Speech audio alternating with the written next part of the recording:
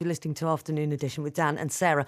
Drug laws should be changed so that cannabis is treated the same as alcohol and cigarettes. So says the MP Paul Flynn. He's going to be leading a debate on the legalisation of cannabis in the Commons next week. It's come up as an issue in Parliament because more than 220,000 people signed a petition calling for the production, sale and use of cannabis to be made legal. The government's current position is that cannabis is a harmful drug that can damage human health. Well, Paul Flynn, who's that Labour MP for Newport West, will lead the debate in the House of Commons. He's with us on 5 Live this afternoon. And Sarah Graham is a drugs counsellor who sits on the Advisory Council on the Misuse of Drugs, which makes recommendations to the government. But Sarah, you're here today speaking as an independent expert. You're not speaking on behalf of that Advisory Council, but thank you very much for joining us. And Paul, we'll start with you if we can first up, because the government says the evidence shows that cannabis is harmful. So do you disagree? Well, all drugs are harmful and we should discourage the use of all of them. But what I'd like to see is that we should share the benefits of all those places in the world that have taken an intelligent look at their drugs policy and realised that prohibition doesn't work. The prohibition of a drug usually makes people use more of it and use it in ways that are unhealthy. And what we'd like to see from this debate is for the government, first of all, for medicinal cannabis, allow people the freedom to use their medicine of choice. There are 23 states in America that have permitted this now without any problems whatsoever.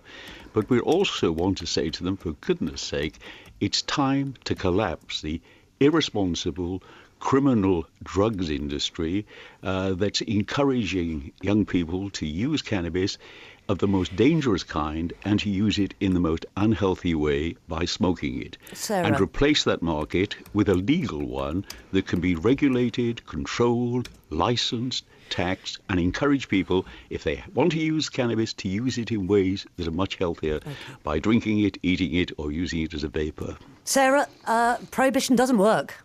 Well, if we look at the facts, Paul, you're absolutely wrong on this, unfortunately.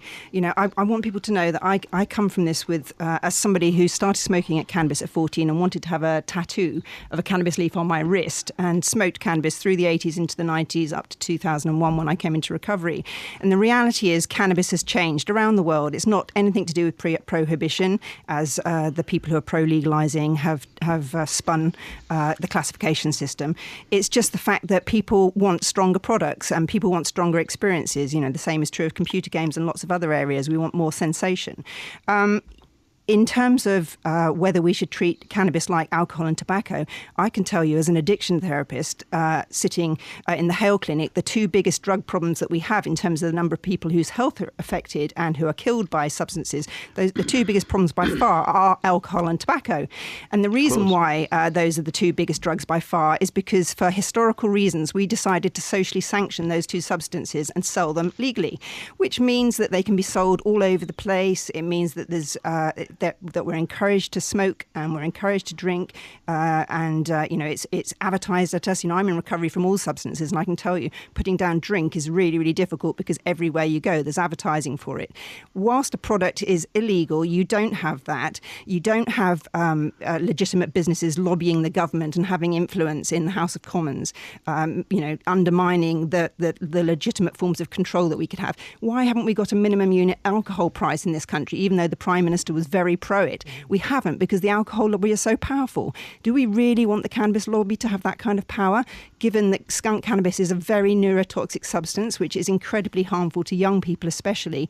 And you know, I sit, as my colleagues do, with the damage that cannabis causes. Yes, but you must look at what's happened in the rest of the world.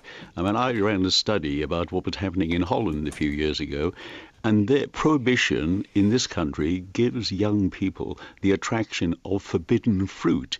Young people all know they're immortal, they're going to live forever, they want some excitement, they want to do things that are dangerous. That's what being young is all about. But in the Netherlands, you can go out with your grandmother and have a cannabis cake. You know, where's the fun in that? And the result is, well, let me just get across, the result is that the use of cannabis in Holland is half the rate that it is here. And if we go back to the start of harsh prohibition in Britain in 1971, we had fewer than 1,000 people addicted to heroin, cocaine or cannabis. We now have, after the harshest, the strongest criminal sanctions in the world, we have 320,000 people addicted to the drugs.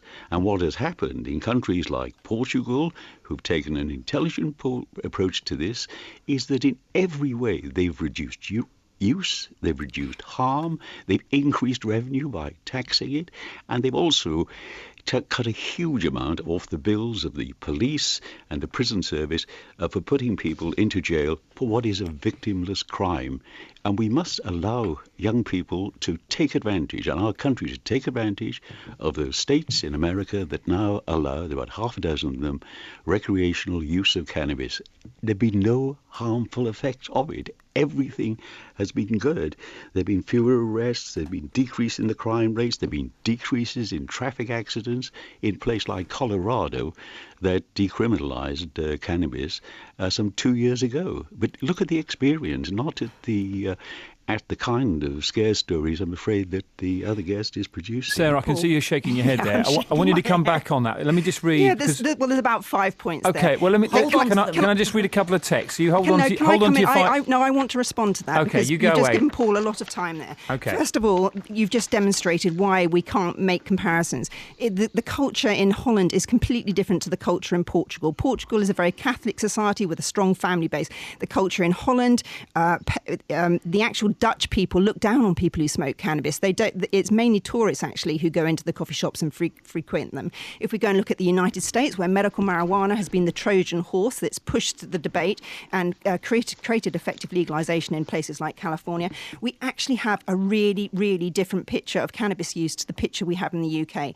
Paul, if you actually get real and look at the statistics like the British Crime Survey and the other research we have in the UK, we have a really good situation here where skunk cannabis use has been diminishing year on year by young people because the health messages from Frank and other interventions have got across and people have realised that skunk cannabis messes with your mind. That is not the case. Let me finish, please. That is not the case if we look at situations like in California, where the figures of people using cannabis are much higher. My wife is from Los Angeles. I spend a lot of time in California. Believe me, I have parents in California who are tearing their hair out because there's so much cannabis in the playground in the high schools in the States. If you look at Portugal, it's not true. Where are your facts? Excuse me. If you look at the picture in Portugal, it's not good for young people. We have much higher rates of cannabis use in Portugal, and it's increased since they've moved towards legalisation. This is not good for young people. If we look at the science that's emerged in the last 10 years around the connection between skunk cannabis and psychosis and even schizophrenia, people like Professor Robin Murray's research, these are wild accusations. We're living in a time where we should actually be thinking about whether we've got the correct classification for cannabis, not moving towards legalisation. And then if we look at legal highs, again, thank goodness we've got a sensible situation where we're actually going to classify legal highs, because legal highs prove categorically that if things are legal, young people suspect and believe that they're going to be okay. They sit in front of addiction therapists like me and say, well, it's legal, so it must be okay. This is wild scaremongering. You ought to be ashamed of yourself. Paul, when I was in the parks, actually working in the parks with young people, when I was doing my training, I was there the year that the then Home Secretary downgraded cannabis from Class B to Class C, and the message that young people took from that was that cannabis was a safe drug. No, cannabis, they didn't. Yes, they did. I was talking to them. It's nonsense. Look, I was with the Home Secretary and we did that.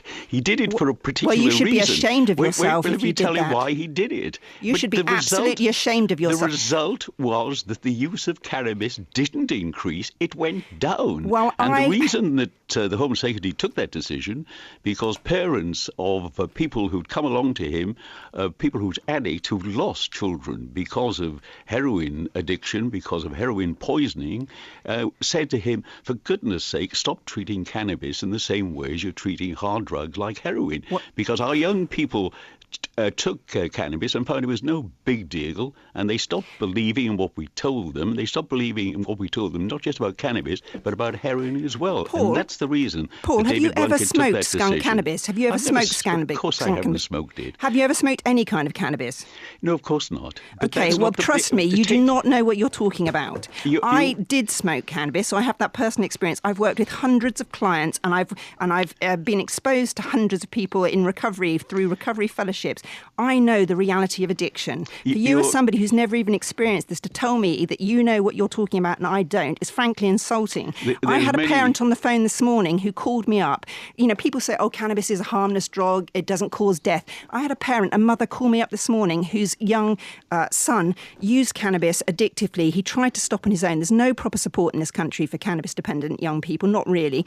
Mental health services are inappropriate. We have no residential rehab for teenagers in this country. Her son tried to stop on his own and ended up killing himself on train tracks because he was so desperate. Those are the kind of people I'm exposed to. Has she got an off switch? Paul, there's one, no way. Look, one this final is point, if you hysterical can. nonsense, and there's not one single fact that she's emerged. I've gone into the science of this, what's happened in those countries that have decriminalised cannabis, and it's been entirely beneficial. We're hearing these scare stories from this person. Of course, there's harm in all drugs. We could all bring out these cases, but the emotional cases that come through to me, and I've been arguing this case for 25 years, of those who want to use the most ancient medicine in the world because it's the only thing that gives them the relief from serious pain, from spasms, and they are denied that without breaking the law. They should be allowed to take cannabis as a medicine. OK. Paul Flynn, MP, thank you very much for that. MP for Newport West, who will lead that debate, which will take place in the House of Commons next week. You also heard from Sarah Graham, who's a drugs counsellor who sits on the Advisory Council on the Misuse of Drugs. So that started the debate off very nicely. We'd like to continue this after 3 o'clock on 5 Live. If that has got you going, then let us know what you think. 85058 at BBC 5 Live, and give us a call as well. 0500 909 693. You heard that both sides of the debate, well put there. Is it the right time to legalise cannabis? People already getting involved. And exactly down both sides as well. Wild scaremongering, says Richard in Somerset. My brother suffers from psychosis brought on by skunk. It's very real for him and his family. Addicts spoil it for everyone else who can handle it, says David in Shrewsbury. Somebody else saying we have random drug and alcohol testing at work.